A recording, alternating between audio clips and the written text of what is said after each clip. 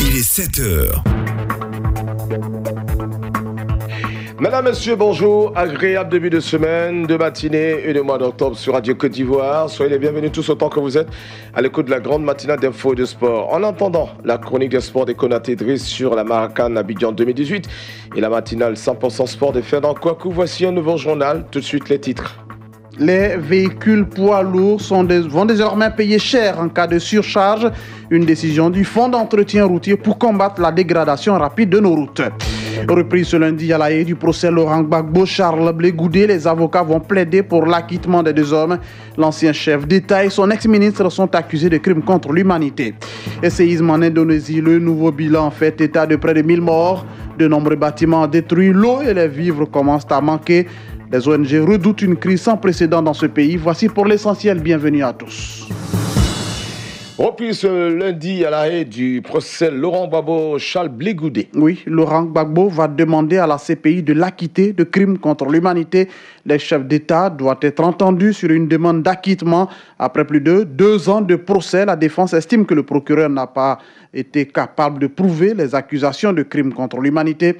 Ce sont des audiences clés dans cette affaire. Laurent Gbagbo, Charles Blé Goudé, tous deux accusés de crimes contre l'humanité commis lors des violences qui avaient suivi l'élection présidentielle de 2010.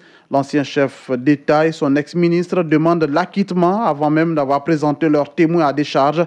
Les juges devront décider dans les prochains mois si le procès intenté contre les deux hommes doit ou non se poursuivre. L'agence Emploi Jeunes et la Chambre de promoteurs et constructeurs signent un partenariat. Oui, un partenariat pour l'insertion socio-professionnelle des jeunes et aussi permettre à ces jeunes de mieux se former. La Chambre nationale des promoteurs et constructeurs agréés de Côte d'Ivoire veut inculquer ainsi l'esprit d'entrepreneuriat chez tous les jeunes du bâtiment. Siriki Sangaré est le président de cette chambre. Nous avons besoin de mettre en place des mécanismes qui s'adaptent à l'industrialisation évidemment de la chaîne de production, mais aussi d'avoir la main-d'œuvre qualifiée. Qui parle de main-d'œuvre qualifiée dit s'orienter vers vous, qui connaissez mieux les jeunes, pour pouvoir ensemble travailler sur un programme pour pouvoir non seulement permettre aux jeunes d'avoir un emploi, les insérer et même créer l'esprit d'entrepreneuriat. Ça, c'est notre objectif premier. Nous avons des chantiers qui sont en cours. Ces chantiers permettront rapidement d'absorber la main-d'œuvre. C'est de mettre en place une équipe avec évidemment vos collaborateurs pour pouvoir rapidement mettre en place un programme et commencer dans les jours à venir pour ce dernier trimestre-là, voir des possibilités de programmes d'accompagnement. Les véhicules poids lourds vont désormais payer cher en cas de surcharge. Oui, c'est une décision du Fonds d'entretien routier conformément au règlement communautaire de l'UEMOA. Cette mesure qui vient augmenter le montant de l'amende à payer en cas de surcharge vise à lutter contre la dégradation rapide des routes en réduisant les surcharges. La Confédération des syndicats des conducteurs routiers de l'Afrique de l'Ouest a donc descendu sur le terrain pour informer et sensibiliser les conducteurs de véhicules poids lourds sur cette nouvelle mesure qui entre en vigueur à compter de ce lundi 1er octobre.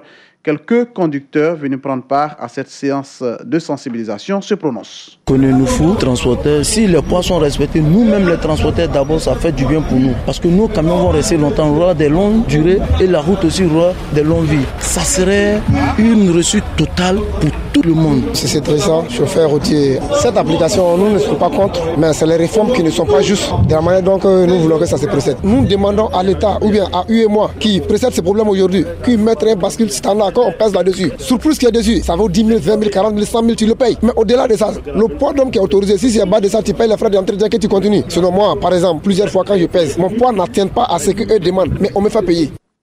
Les radios et télévisions de l'Afrique de l'Ouest veulent mettre en place un réseau. Un réseau pour un meilleur partage de l'information et enrichir ainsi leurs programmes respectifs. Ces médias publics ont participé récemment à un séminaire ici à Abidjan à l'initiative de la RTI, la radiodiffusion télévision ivoirienne. Invités de l'émission Les Salons des radios Côte d'Ivoire, quelques responsables de radio ont abordé les problèmes auxquels ils sont confrontés. Donc, un projet novateur selon le rédacteur en chef de la radio nationale du Burkina Faso, Xavier Tenwende. Sociologiquement, la région ouest africaine, on partage les mêmes réalités. C'est vrai que l'histoire politique de chaque pays fait que les populations sont un peu différentes du point de vue de la vision politique des pays, mais les réalités sont à peu près les mêmes. Les questions de pauvreté, les questions de développement, nous sommes à peu près au même niveau de développement dans nos différents pays. Et la situation fait que, avec ces échanges de programmes-là, les Sénégalais vont se retrouver dedans, les Burkinabés vont se retrouver.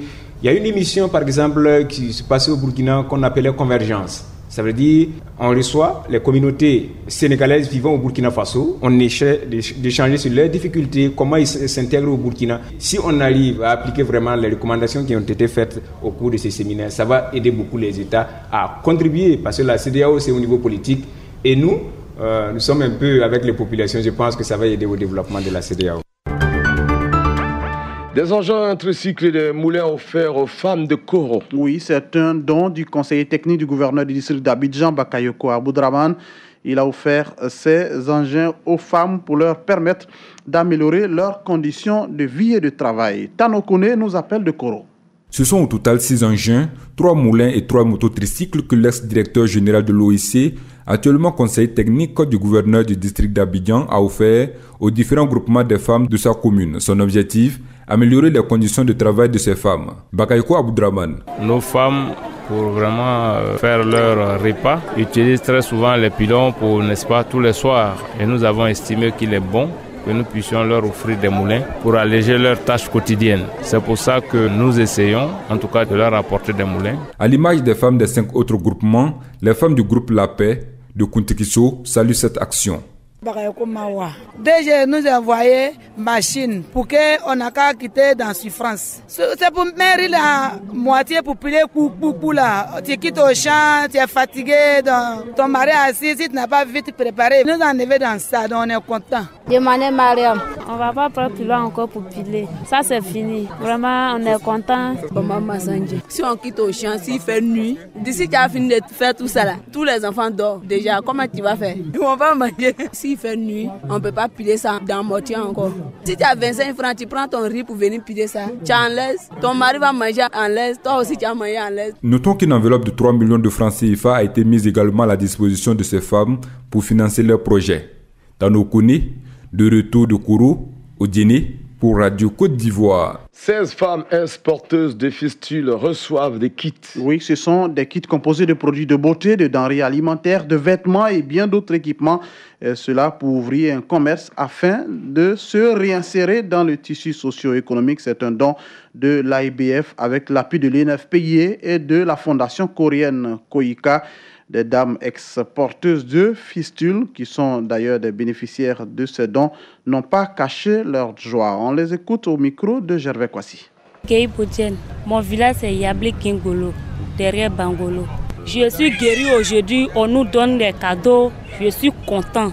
Merci à Koika, merci à IBF. Moi j'ai demandé poisson. Je vais faire commerce de poissons. Quand je vais commencer à vendre, si je gagne 10 000, si je gagne 5 000, je peux mettre ça dans mon compte. Je viens de grands-pères ici pour vêtir des Bangolo. Je suis guéri. Je peux même aller n'importe où je vais. Cette maladie a duré sur moi depuis 16 ans. J'ai demandé sac de riz avec huile rouge, avec broyé des feuilles de manioc là. C'est ça que j'ai demandé.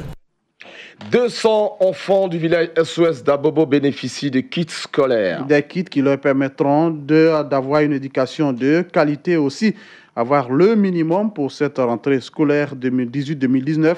Kone Kunameya est le coordonnateur national des projets. Il est aussi chargé de la planification et du suivi et évaluation. Il souligne ici l'importance de ce don pour le village SOS d'Abobo.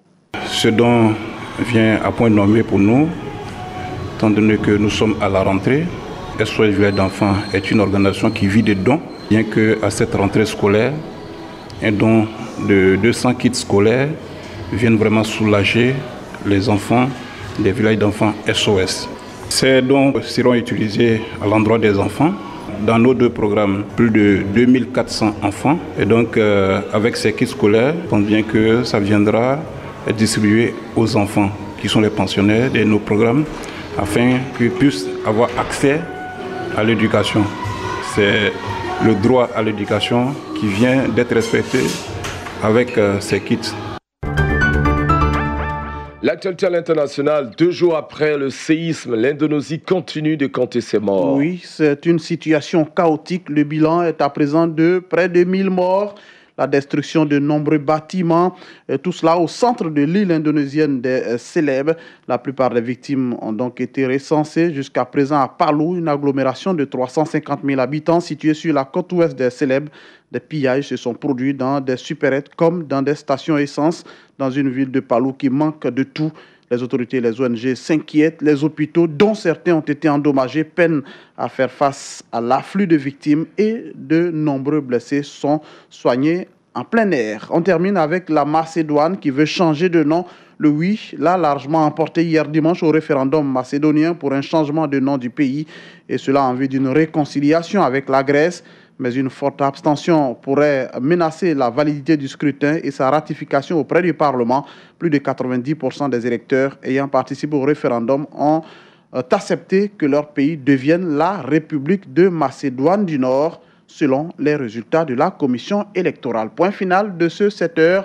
On vous rappelle qu'à compter de ce lundi 1er octobre, les véhicules poids lourds vont désormais payer cher en cas de surcharge. C'est une décision du Fonds d'entretien routier qui veut ainsi combattre la dégradation rapide de nos routes. Et puis, ce lundi également s'ouvre à La Haye le procès Laurent Gbagbo. C'est bien la reprise. Les avocats vont plaider pour l'acquittement de Charles Blé Goudé et de Laurent Gbagbo, ancien chef d'État.